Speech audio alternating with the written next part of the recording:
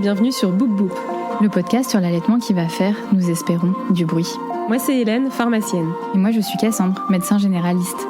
Nous sommes de plus en plus nombreuses à allaiter nos petits cœurs sur des durées plus longues qu'avant. Si toi aussi, tu t'es embarqué dans cette aventure, si tu souhaites allaiter ou aider une personne qui allaite ou voudrait allaiter, ce podcast est fait pour toi. Tu y trouveras des conseils pratiques, des partages d'expériences, des témoignages, des séances de sophrologie, de relaxation ou encore de la rééducation du périnée. Oui, à écouter lors des tétés ou pas, le tout à travers notre regard de maman et de professionnels de santé. Nous avons créé ce podcast comme le podcast que nous aurions aimé écouter pendant une tétée, pour allaiter en toute sérénité, bien informé. Bonne écoute, c'est l'heure de la tétée.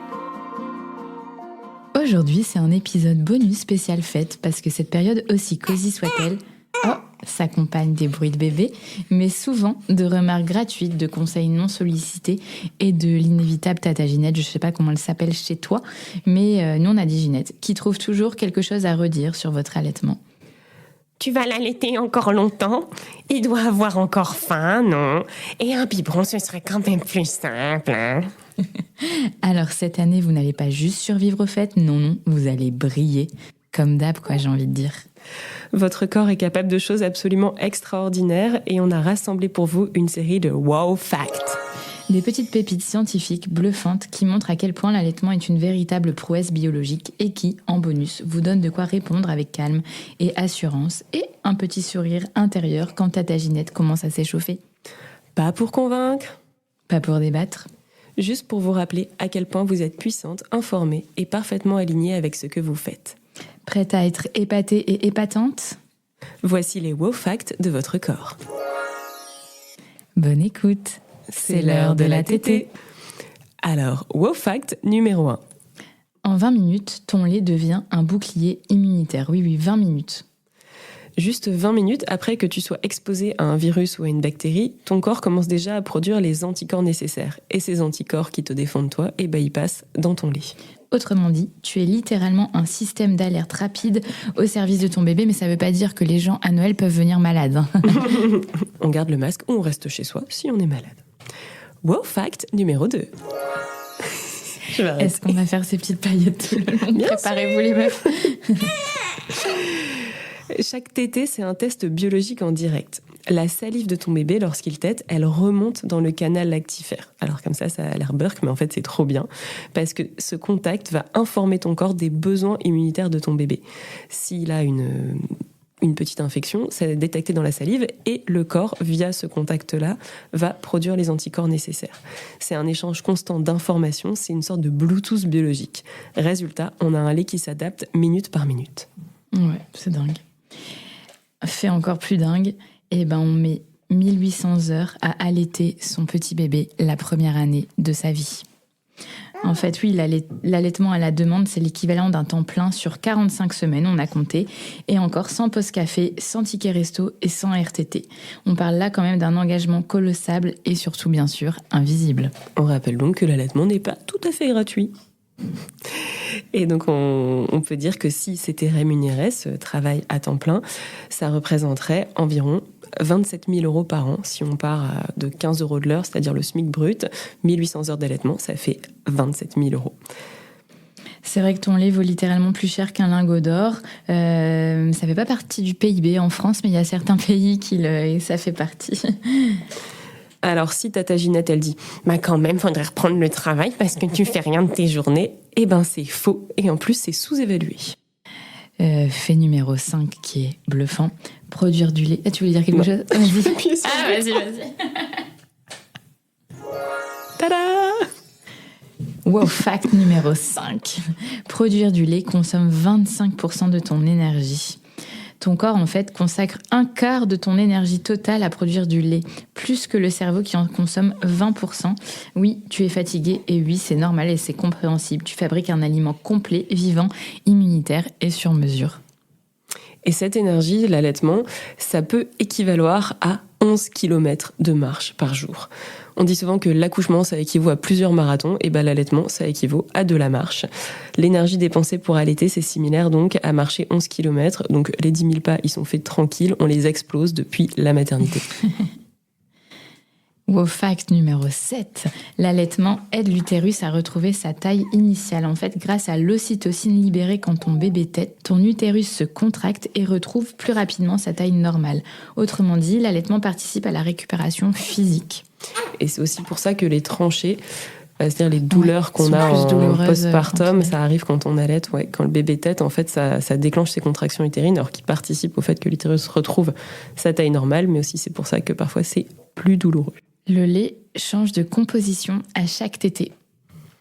Il va être plus hydratant en début de tétée, plus gras en fin de tétée. Plus riche en anticorps quand le bébé est malade, plus calorique pendant les poussées de croissance. C'est un aliment qui est évolutif, ce n'est pas du tout un produit standardisé. Le lait modifie sa température pour s'adapter à bébé. En fait, le sein peut se réchauffer ou se refroidir légèrement pour réguler la température de ton enfant. C'est un thermostat naturel, c'est quand même fou. Aucun biberon n'ajuste sa chaleur en temps réel. C'est ça qui est quand même très pratique avec l'allaitement, c'est que c'est toujours disponible à la bonne température pour ton bébé. Encore un wow fact et un petit. Le goût du lait va changer selon ce que tu manges. Le lait va se teinter de saveurs et ton bébé va découvrir les saveurs de l'alimentation. On peut penser à la vanille, l'ail, le curry, le thym, l'anis, les fruits, le brocoli. Ça se teinte en fait de notes aromatiques. Alors encore une fois, c'est pas ce que tu manges qui fait que ton bébé digère bien ou pas, mais en revanche, ça lui permet de découvrir certains goûts et ça va développer son futur palais.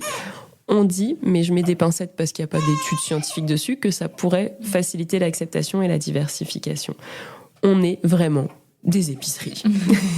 Eh ben, autre fait bluffant, l'allaitement réduit certains risques de cancer. Ça, on en a déjà parlé dans 2 épisodes, un l'année dernière en Octobre Rose et un cette année. Plus on allaite, plus l'effet protecteur augmente. On a donc moins de risques de cancer du sein, de cancer de l'ovaire et de cancer de l'endomètre. C'est un bénéfice quand même concret pour la santé des mères. Après, c'est plus on allaite longtemps, plus il y a un bénéfice possible sur la diminution du risque de cancer. Et c'est vrai que, en final, on ne promeut pas assez l'allaitement dans ces cas-là, alors que cancer du sein, c'est un problème de santé publique. En fait, on ne soutient pas assez les allaitements longs. Encore une fois, chacun fait ce qu'il veut et ce qu'il peut. Mais si on aime allaiter, que ça se passe bien et que ça dure longtemps, on aurait tort de s'en priver, puisqu'en plus, ça a cet effet bénéfique et protecteur. Autre fait scientifique, le lait contient des cellules souches. Oui, des cellules souches vivantes. Elles peuvent se transformer en d'autres types de cellules. C'est un aliment, un médicament, un tissu vivant. C'est vraiment tout en un. On sait aussi que les bébés allaités développent un goût et un odorat plus fins. On en a parlé sur la découverte alimentaire, parce qu'ils goûtent une immense variété de saveurs dès le premier mois. Concrètement, aux préparations commerciales pour nourrissons qui ont plein de qualités, mais qui ne changent pas de goût, malheureusement. Ça va vraiment façonner cette mémoire olfactive et gustative, et ça fait du bébé allaité un petit explorateur sensoriel. Autre fait, l'ocytocine aide maman et bébé à dormir. Oui, on ne dirait pas comme ça, mais en fait, si. L'hormone libérée pendant l'allaitement favorise la détente, l'apaisement et le sommeil. C'est l'hormone du plaisir, de l'amour. Donc, en fait, quand Tata Ginette, elle dit « Mais quand même, il dort avec vous. Mais ça va pas de l'endormir au sein, faudrait qu'il apprenne à s'endormir tout seul. » Eh bien, si ça vous va d'endormir votre bébé au sein, en fait, vous respectez juste quelque chose de physiologique et de biologique qui vous fait du bien à tous les deux. Alors, tais-toi, Tata. Oui, et aussi, c'est prouvé que les mamans allaitantes se rendorment plus vite en s'occupant de leur bébé la nuit. Un sommeil plus profond. Ouais, c'est tout bénef. On sait aussi que le lait du soir va contenir plus de mélatonine. La mélatonine, c'est une neurohormone en fait qui induit l'endormissement. Beaucoup d'adultes qui en prennent pour essayer de s'endormir. Et c'est ça qui est incroyable avec le lait. Encore une fois, c'est comme il est évolutif. Le lait du soir, il s'adapte à l'heure de la journée. Donc en étant plus concentré en mélatonine, il va aider le bébé à s'endormir. C'est vraiment la petite veilleuse biologique. C'est génial. Est-ce que tu as d'autres faits waouh à nous dire? Si, il y a bien un dernier truc. Alors, c'est pas un raw fact, mais c'est une évidence, une révélation, un secret que je vais vous révéler maintenant. Alors, désolé, bouchez les oreilles des enfants, mais là, je dois l'avouer, le Père Noël n'existe pas. En revanche, s'il existait, on sait tous que ce serait pas un Père Noël. C'est une daronne, en fait. Qu'est-ce qui gère les invités, le repas, les cadeaux? Qu'est-ce qui fait en sorte que tout se passe bien et que personne s'engueule à Noël? C'est nous. Alors on va lever nos verres et on va toutes se féliciter. Merci à vous d'exister. Vous êtes super les darons. Bravo les sœurs. Alors comme on est le 24 décembre, on va pas vous retenir des heures et des heures avec tous nos faits, l'allaitement, nous et ses bienfaits, on pourrait en parler pendant des années, et c'est ce qu'on fait d'ailleurs. On espère que ces beaux facts vous auront donné une bonne dose d'émerveillement et peut-être un peu d'assurance pour ce soir ou demain midi. Des fois, on en a besoin pour traverser les fêtes sans se laisser déstabiliser. Votre corps fait des choses incroyables, souvent silencieuses et toujours impressionnantes. Alors même si Tata Ginette pense détenir le savoir absolu, vous avez la science, la magie et la puissance de votre maternité de votre côté. Alors on y va, briller. J'adore ce bouton. N'oublie pas ton porte-bébé pour ce soir. Et ma famille, c'est 19h-23h. Ciao. Protégez votre bébé, protégez votre énergie, entourez-vous de douceur, vous êtes plus forte que vous ne l'imaginez et votre allaitement aussi. Et on rappelle qu'avec l'allaitement, pas d'interdit alimentaire, alors on y va sur le foie gras. It's time to shine. C'était l'heure de la tétée. Moi, j'aime pas le foie gras. C'était l'heure de la tétée. Joyeux Noël. N'hésite pas à noter ou commenter notre podcast et à le partager pour que Bouboub soit écouté par des mamans qui allaitent ou futures mamans qui souhaitent allaiter. Pour pouvoir allaiter en toute sérénité, bien informée. C'était l'heure de la tétée.